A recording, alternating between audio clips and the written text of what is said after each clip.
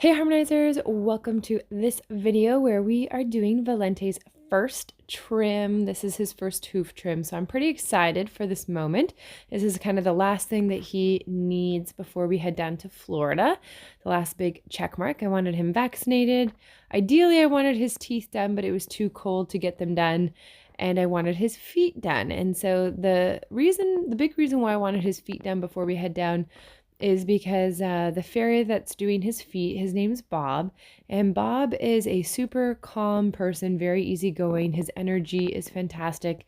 And one of the things that's so important about getting a horse's feet done isn't just that they need to be a good farrier and trim the hooves correctly, but their energy is really important. And with it being his first hoof trim, I needed somebody that was going to be patient and kind of kind to him. So I'm using the same technique that we did with Mariki for his first trim because I don't have Valente's feet picking up super great. I've only done it a few times and I haven't held them up for any prolonged period of time. So doing his hoof trim is definitely the longest that he's picked up his feet. But I don't know the farriers down in Florida and I don't know who's going to be really kind and patient. So I wanted to try to get them done. Even if we could just get the front feet done, I wanted to give it a go. So what I'm doing with Valiente is when he stomps his foot down like that, he doesn't get any cookies. And so he has to have his foot up. And it's not actually cookies in the bucket, it's alfalfa cubes. So you can see I took away the bucket when he stomped his foot down.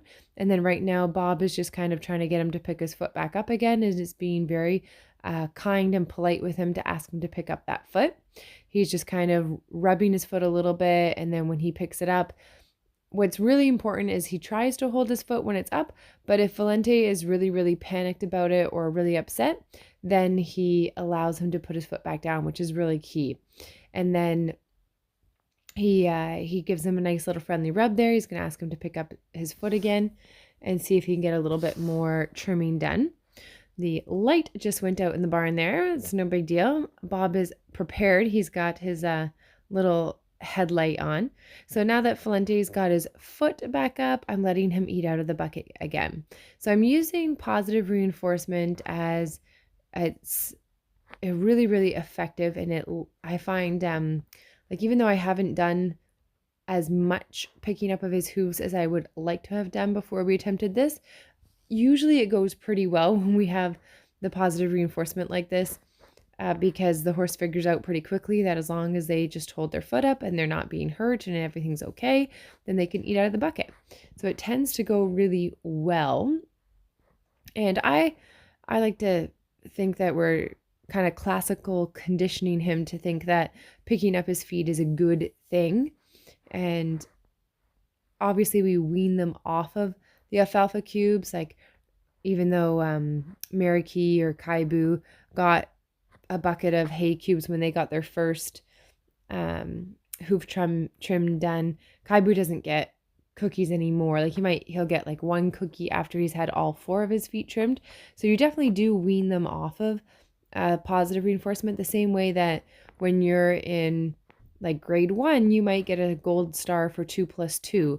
But by the time you get to high school, you're expected to be able to do something much more complex before you would get any type of good job or like A plus or something like that. You have to work a little bit more, do a bit more. So Valente ended up being a little bit concerned about what was going on behind the door. You can see him kind of looking back there, and we're kind of keeping an eye on that.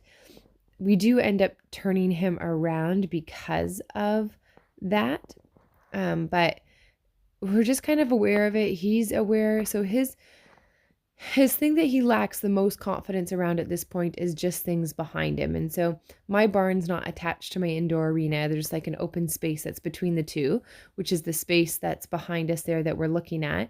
And so there's people that come and go to the indoor arena. Not a lot of people use the barn and the stalls. Mostly people use the cross ties that are set up in the indoor ring. So he's mostly worried about what's going on behind him. I mean, you can see he's getting pretty agitated there. He's got his head really high up. He's not anywhere near as relaxed as what he was before. He sees the bucket now that he's got his head up, but see how he kind of like charges into the bucket like that? That's not relaxed eating, that's like stress eating. And I want to be aware of that. I'm trying to see if we can just get the 1 foot done before we do something about it, and see if we can kind of make it a positive experience for him. But I'm definitely aware that what is bothering him is not so much the hoof trimming, but what's going on behind him. And the reason why that's important, because I don't want to cause him to not enjoy his hoof trim because he's actually worried about things behind him. So we wouldn't want to be rough with him or anything like that. Sometimes people hit horses if they don't stand still and stuff like that, and that's just not going to help the situation. It would just add more anxiety to it, because really he's worried about stuff behind him. So if he stomps his foot down, that's the issue that we're more looking at. So we just have to make sure we're always aware of the horse. And I don't like to take away the situation right away. I want to give the horse a chance to settle and calm down. So I'm aware that he's worried about the stuff behind him, but I don't right away say, okay, let's turn the horse around and stop trimming. I want to kind of say, okay, can we like breathe? Can we use positive reinforcement? Can we turn this into a better situation? And you can see he's more relaxed now. See how he's eating out of the bucket more normally now? So that lets me know that his stress level is coming down a little bit. But still, if somebody kind of walks by there and isn't aware, then that could potentially cause him to spook or startle because of that. So definitely want to be aware of what's going on and trying to set this little guy up for success. So I wanted to show you guys a little clip of the hoof on the right is the one that has been trimmed and the hoof on the left is the one that hasn't. It always impresses me how their hooves, like they really didn't look that bad. It's like, you know, they get like 1 hoof trim a year when they're rounded up and they put them in the chutes, and I still don't even know how they managed to get that done.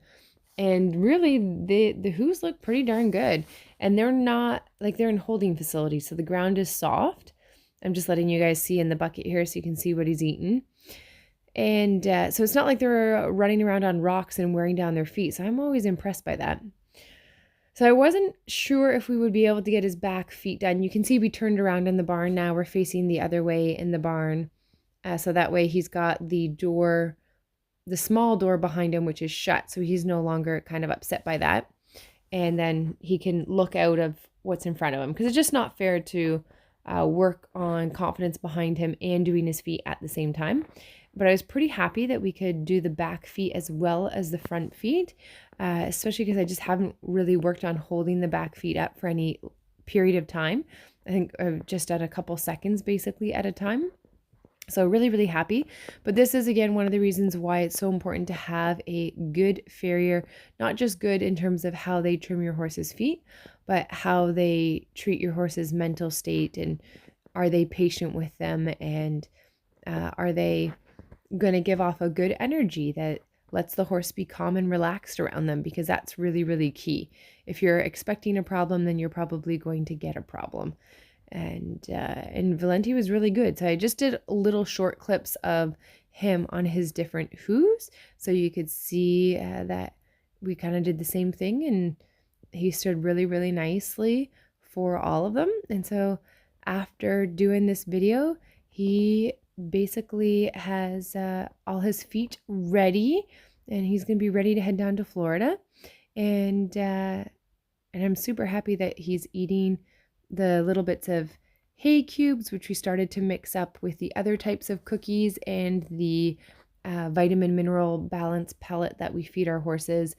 So now he's eating that because it's kind of normal mixed in with his bucket. So he's eating kind of normal horse grain, which is going to make it a lot easier for when we're traveling, and making sure he's getting enough calories and mixing in the different supplements and stuff. So we are on track to getting ready to go down to Florida with him.